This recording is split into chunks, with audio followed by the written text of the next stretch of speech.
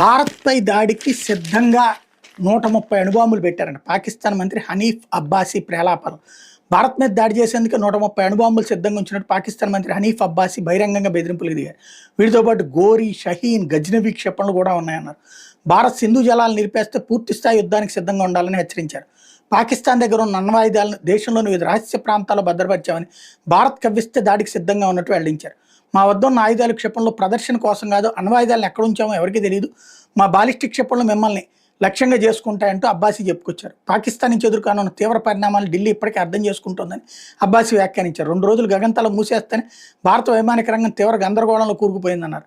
మరో 10 రోజులు ఇలాగే చేస్తాయంగా భారత విమానయాన సంస్థలు దివాలా తీస్తాయన్నారు. పిచ్చేదవా, ఇట్లాంటి చదువు సంజయ్ లేని ఎదవలే అక్కడ పాకిస్తాన్లో మంత్రులుగా ఉంటుంటారు.